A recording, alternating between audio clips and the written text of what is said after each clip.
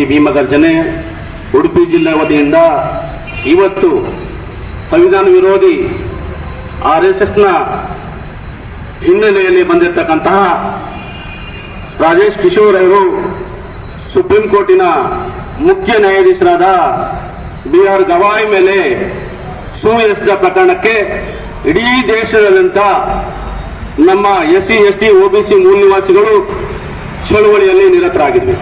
ಬಹುಶಃ ಈ ಚಳುವಳಿಯ ನೇತಾರರು ಆಗಿರ್ತಕ್ಕಂತಹ ಚಂದ್ರ ಆಲ್ತಾರ್ ಅವರೇ ಹಾಗೂ ರಾಘವೇಂದ್ರ ಅವರೇ, ಮಂಜುನಾಥ್ ಅವರೇ, ಶಶಿ ಬೆಳಕೂರ್ ಅವರೇ, ಆನಂದ ಕಾರೂರ್ ಅವರೇ, ಸಂಜು ಬೆಳಕೂರ್ ಅವರೇ, ಸಂಜು ಅವರೇ, ಅಶೋಕ್ ಅವರೇ, ವಿಜಯ್ ಅವರೇ, ಹಿಮಕರ್ ಅವರೇ ಎಲ್ಲ ನನ್ನ ಒಡನಾಡಿ ಬಂಧುಗಳೇ. ಬಹುಶಃ ಈ ಚಳುವಳಿ ಹಿಂದೆ ಆಗಬೇಕಾಗಿತ್ತು. ಈ ದೇಶದ ಮೂಲ ನಿವಾಸಿಗಳು SC ST OBC ಮೈನಾರಿಟಿ, ಈ ದೇಶದ ಮೂಲ ನಿವಾಸಿಗಳು 3% ಇರ್ತಕ್ಕಂತಹ RSSನವರು ವಿದೇಶಿಯಿಂದ ಬಂದಿರತಕ್ಕಂತಹ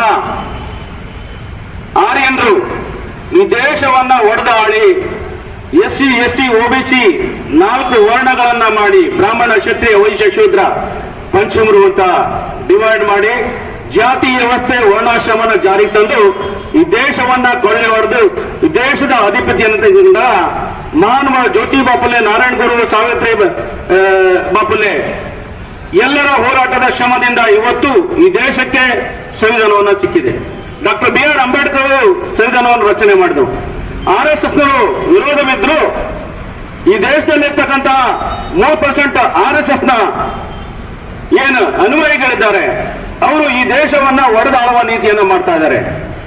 ವಿವಿಧ ರಾಜಕೀಯ ಪಕ್ಷಗಳ ಹಿನ್ನೆಲೆಯಲ್ಲಿ ಅವರ ಅಧಿಕಾರವನ್ನ ಪಡೆದುಕೊಂಡು ನಮ್ಮನ್ನು ಅಧಿಕಾರ ವಂಚಿತರಾಗಿ ಮಾಡಿ ಮಾನ್ಯ ಕ್ಯಾನ್ಸರ್ ಅವರು ಹೇಳ್ತಾ ಇದ್ದಾರೆ ಒಂದು ಇದರಲ್ಲಿ, ಓಟ್ ಹಮಾರ ರಾಜ್ ತುಮಾರ ನೈಚಲೆಗ ಅಂತ 85% ಓಟ್ ಇರ್ತಕ್ಕಂಥವರು ಅವರ ನಾಯಕರನ್ನ ಆಯ್ಕೆ ಮಾಡಲಿಕ್ಕೆ ವಿಫಲರಾಗಿ 3% ಇರ್ತಕ್ಕಂಥ ಏನು ವಿದೇಶಿಯ RSSನ ಮೂಲದಿಂದ ಬಂದಿರತಕ್ಕಂಥ ವಿದೇಶಿಗರಿಗೆ ನಾವು ಇವತ್ತು ರಾಜ್ಯವನ್ನ ಆಳ್ತಾ ಇದ್ದೀವಿ. ರಾಜ್ಯವನ್ನ ಆಳ್ಸಲಿಕ್ಕೆ ನಾವು ಮತವನ್ನ ಹಾಕ್ತಾ ಇದ್ದೀವಿ. ಬಾಬಾ ಸಾಹೇಬ್ ಅಂಬೇಡ್ಕರ್ ಅವರು ಓಟಿನ ಹಕ್ಕನ್ನು ಕೊಟ್ಟ ಮೇಲೆ, ಈ ದೇಶಕ್ಕೆ ಸಂವಿಧಾನ ಕೊಟ್ಟ ಮೇಲೆ ಸಮಾನತೆ ಬರಬೇಕು ಅಂತ ಹೇಳಿ SC ST OBC ಮೈನಾರಿಟಿ ಈ ದೇಶದ ಮೂಲ ನಿವಾಸಿಗೆ ಅಧಿಕಾರ ಕೊಡಬೇಕು ಅಂತ ಈ ಮೂಲ ನಿವಾಸಿಗಳ ಹೋರಾಟ ಏನಿದೆ, ಈ ಹೋರಾಟ ಚಳುವಳಿಯಲ್ಲಿ ನಾವು ಬೀದಿಯಲ್ಲಿ ಹೋರಾಟ ಮಾಡ್ತಾ ಇದ್ದೀವಿ. ಎಲ್ಲಿವರೆಗೆ ನಮ್ಮ ರಾಷ್ಟ್ರಪತಿಯವರು ಹಾಗೂ ಇವತ್ತು SC ಸಮುದಾಯಕ್ಕೆ ಸೇರಿದವರು, ಹಾಗೆ ನಮ್ಮ ಸುಪ್ರೀಂ ಕೋರ್ಟ್ನ ಚೀಫ್ ಜಸ್ಟಿಸ್ ಅವರು ದಲಿತ ಸಮುದಾಯಕ್ಕೆ ಸೇರಿದವರು.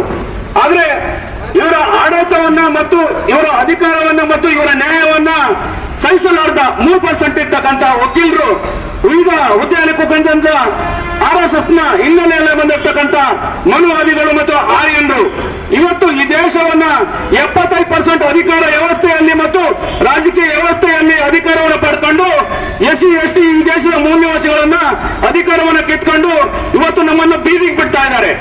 ನಾನು ಹೇಳೋದಿಷ್ಟೇ, ಇವತ್ತು ಈ ದೇಶದ ಸಂವಿಧಾನದಲ್ಲಿ ಹಿಂದೂಗಳು, ನಾವೆಲ್ಲ ಹಿಂದೂಗಳು ಅಂತ ಹೇಳ್ತೀರಿ, ಆದ್ರೆ RSSನವರೇ ಯಾಕೆ ಹಿಂದೂಗಳು? SC ST OBCಗಳು ಹಿಂದೂಗಳು ಅಲ್ವಾ? ನನ್ನ ಪ್ರಶ್ನೆ ಇರೋದಷ್ಟೇ, ನೀವು ಹಿಂದೂಗಳು ಅಂತ OBCಗಳನ್ನ ಹೇಳ್ತಾ ಇದ್ದೀರಿ, ಆದ್ರೆ OBCಗಳಿಗೆ ಅಷ್ಟಮಠಗಳಲ್ಲಿ ಯಾವ್ದಾದ್ರು ಒಂದು ಮಠಗಳನ್ನ OBC ಅಥವಾ SC STಗಳಿಗೆ ಕೊಡಬಹುದಲ್ಲ? ನನ್ನ ಪ್ರಶ್ನೆ, ಯಾಕೆ ಅವರನ್ನ ಪೂಜೆ ಮಾಡಕ್ ಬಿಡ್ತಾ ಇಲ್ಲ? ಯಾಕೆ ಬ್ರಾಹ್ಮಣರೇ ಮಾಡಬೇಕು?